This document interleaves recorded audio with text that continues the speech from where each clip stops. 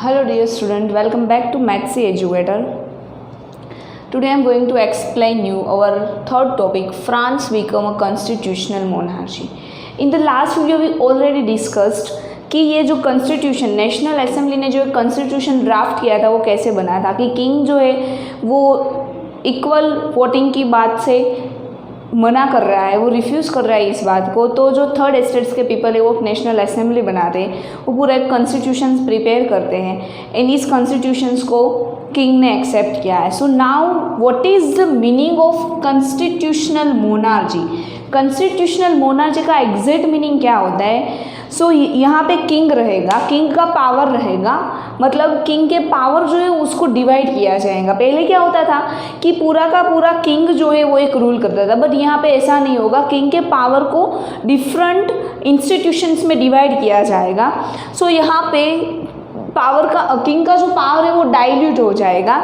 इन 1791 में ये जो ड्राफ्ट है, जो नेशनल असेंबली ने कॉन्स्टिट्यूशंस बनाया है, उसमें जो भी उसने लॉ रूल्स रेगुलेशन लिखे वो 1791 में कंप्लीट हो जाता है। यहाँ पे पावर जो है वो किंग का सेपरेट हो जाता है and it would be limited by constitutions.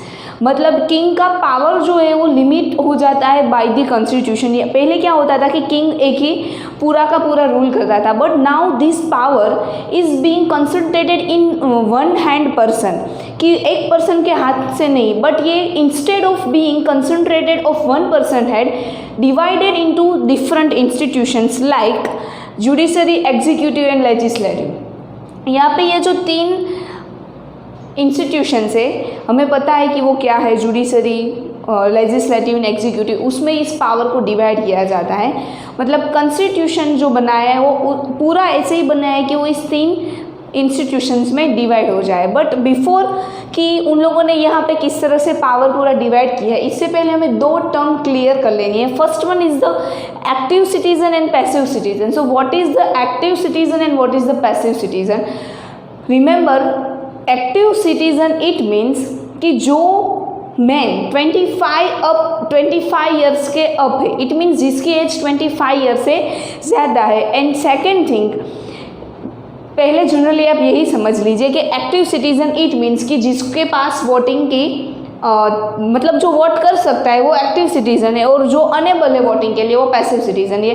ये फर्स्ट डिफरेंस हो गया एक्टिव एंड पैसिव सिटीज़न का। ये जो एक्टिव एंड पैसिव सिटीज़न का डिफरेंस है वो शायद आपको एग्जाम में 1 मार्क में भी डायरेक्टली आ सकता है। सो फर्स्ट डिफरेंस क्या हुआ कि एक्टिव सिटीज़न जो है वो वोट देने के लिए एबल है एंड पैसिव सिटीज़न जो है वो वोट देने के लिए एबल नहीं है। सेकेंड कि एक्टिव सिटीज़न में वो वोट देने के लिए एबल तो है, बट कौन से ऐसे पीपल जो वोट दे सकते हैं जो 25 अप ईयर है, और only man, not any women. जो मैन 25 अप ईयर है, और सेकंड थिंग कि वो उसके जो वेजिस है उसका 3 डेज का वेजिस कंटिन्यूसली टैक्स पे करता है। तो ये जो सिटीज़न है जो वोट देने के लिए एबल है वो आएंगे एक्टिव सिटीज़न में, एंड पैसिव सिटीज़न में यही कि जो वोट देने के लिए एबल नहीं है। एक्टिव सिटीज़न का अपोजिट ले लो तो वो आ जाएगा पैसिव सिटीज़न में। फिर से रिकॉल करा दूँ आपको कि एक्टिव सिटीज़न इट मीन्स जो वोट देने के लिए एबल है, बट वोट देने के लिए एबल है उसमें भी कुछ कैटेगराइज है कि वही only and only man, not any women, only ऐसे मैन कि जो 25 अप ईयर के एज में है और जो 3 डेज का फिक्स्ड वेज उसका जो होता है वो कंटिन्यूसली टैक्स पे करते हैं, तो वो आएंगे एक्टिव सिटीजन में जो वोट दे सकते हैं। Passive citizen it means women, और ऐसे पीपल जो टैक्स पे नहीं करते और 25 ईयर से अप नहीं है। सो ये हुआ active citizen and passive citizen. Now ये पूरी उन लोगों ने एक सिस्टम बनाई थी, जुडिशरी, एग्जीक्यूटिव एंड लेजिस्लेटिव, तो उनमें पावर किस तरह से डिवाइड था ये यहाँ पे हमें स्टडी करना है।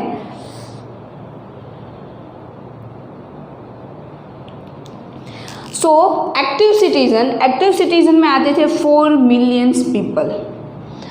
फ्रांस की टोटल पॉपुलेशन में से एक्टिव सिटीजन थे 4 मिलियन। ठीक है, इस 4 मिलियंस में भी ऐसे पीपल, जनरली क्या होता है, अगर मैं आपको एक एग्जांपल दूँ कि कुछ पीपल है लाइक 2 लाख जितने पीपल है, तो 100 मीटर की रेस में जो वॉन करेगा, जो 100 मीटर की रेस विन करेगा, वही 200 मीटर के लिए सिलेक्ट होगा, राइट। जहाँ पे अगर आप कहीं पे इंटरव्यू देने जाते हो तो भी वही सिस्टम होती है कि जो फर्स्ट इंटरव्यू क्लियर करता है वही सेकंड इंटरव्यू में जाता है। So it is not necessary कि 2 लाख पीपल है वो सारे के सारे 200 मीटर की रेस के लिए जाएंगे। सो यहाँ पे वही सिस्टम है, जो 4 मिलियन पीपल है उसमें भी ऐसे पीपल जो हाई लेवल में आते हैं, इट मीन्स वोटिंग में भी जो अप लेवल में आता है, आफ्टर वोटिंग प्रोसेस वो 500 सिटीजन जो है वो क्या बनते हैं, इलेक्टर बनते हैं। इस 4 मिलियन पीपल में से ऐसे पीपल जो वोटिंग में भी अप लेवल में आते हैं वो बनेंगे इलेक्टर। उसमें से भी ऐसे कुछ पीपल को जो इससे भी हाई कैटेगरी में आते हैं वो आफ्टर बनेंगे, मतलब वो जुड़ेंगे नेशनल असेंबली के साथ, और उसके टोटल मेंबर होंगे 745 मेंबर्स।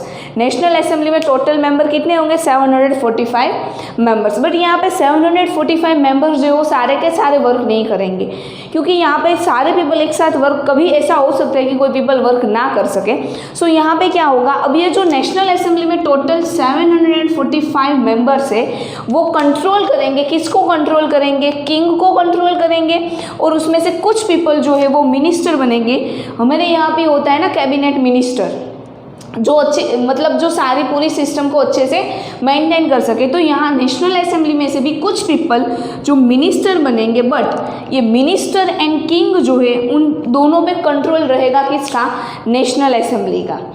आफ्टर किंग के पास और एक पावर होता है veto power. So what is veto power? Veto power it means national assembly का कोई डिसीजन लेता है तो उस डिसीजन में यस और नो किंग कर सकता है। सिर्फ उसको एक नॉमिनल पावर दिया जाता है किंग को यहाँ पे, जिस तरह से हमारे प्राइम मिनिस्टर को मिलता है कि सारे डिसीजन में वो यस और नो बोल सकता है, लेकिन जो डिसीजन लेना है वो किसको लेना है, नेशनल असेंबली को।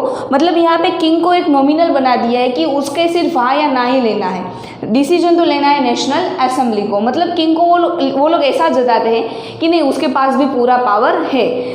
तो यहाँ पे किंग के पास रहता है वीटो पावर, तो मिनिस्टर को और किंग को पूरा कंट्रोल करेगा नेशनल असेंबली। ये हुई लेजिस्लेटिव एंड एग्जीक्यूटिव इंस्टीट्यूशंस की बात। नाउ आता है जुडिशरी। ये जुडिशरी जो सिस्टम है उनको पूरा अलग बना दिया है, डिफरेंट बना दिया है। उसमें से भी ये जो एक्टिव सिटीजन है वो वोट करके कुछ जज को चूज करेंगे, और वो कहाँ पे वर्क करेंगे, जुडिशरी सिस्टम में जज देने में। सो ये हुई पूरी की पूरी उन लोगों ने जिस तरह से पावर को सेपरेट कर दिया इन 3 institution, judiciary, executive and legislative.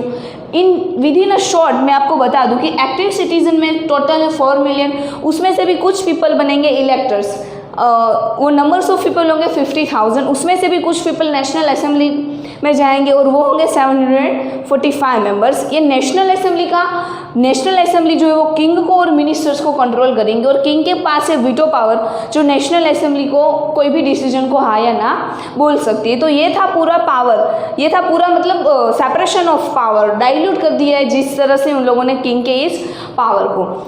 सो यहाँ पे और एक बात आपको याद रखनी है कि declaration of rights of man and citizen, यहाँ पे आप अगर देख सके तो वोट देने की ओनली एंड ओनली किसके पास है अपॉर्चुनिटी, तो एक्टिव सिटीजन्स के पास।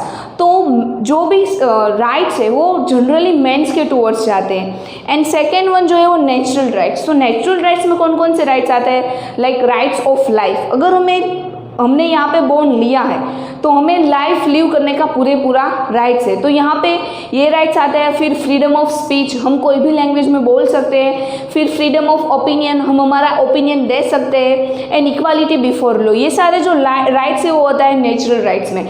सो यहाँ पे क्या होता है कि ये जो 3 इंस्टीट्यूशन डिवाइड किए उसकी ड्यूटी है कि वो स्टेट जो भी मतलब पूरे के पूरे फ्रांस कंट्री को प्रोटेक्ट करे ईच सिटीजन्स नेचुरल राइट्स। ये जो नेचुरल राइट्स मिलते हैं उन लोगों के कि freedom of speech, freedom of opinion, rights to live, तो ये सारे नेचुरल राइट्स को ये नेशनल असेंबली और जो हम बोले कि कॉन्स्टिट्यूशंस मोनार्ची बनी है उसको प्रोटेक्ट करना ये इसकी ड्यूटी है। तो ये था पूरा कि फ्रांस किस तरह से कॉन्स्टिट्यूशनल मोनार्ची में कन्वर्ट हुआ, किंग का पावर किस तरह से सेपरेट हुआ। सो यहाँ पे किंग जो है वो चुपचाप तो बैठने वाला है नहीं, क्योंकि यहाँ पे पहले पूरा का पूरा पावर जो था वो किंग के हैंड में था, बट यहाँ पे उन लोगों ने किंग को एक नॉमिनल बना दिया है कि वो सिर्फ हाँ और ना बोल सकता है। डिसीजन जो है वो तो नेशनल असेंबली को ही लेना है और नेशनल असेंबली कंट्रोल कर सकती है किंग को। सो यहाँ पे अब किंग चुपचाप नहीं बैठने वाला है। किंग जो है वो नेशनल असेंबली के डिफेंस में एक षड्यंत्र रचने वाली है, एक प्लान रचने वाली है। तो ये प्लान क्या है और उसके बाद राजा किंग क्या एक्शन लेता है वो हम स्टडी करेंगे in the next video. But till take care, thank you and bye bye.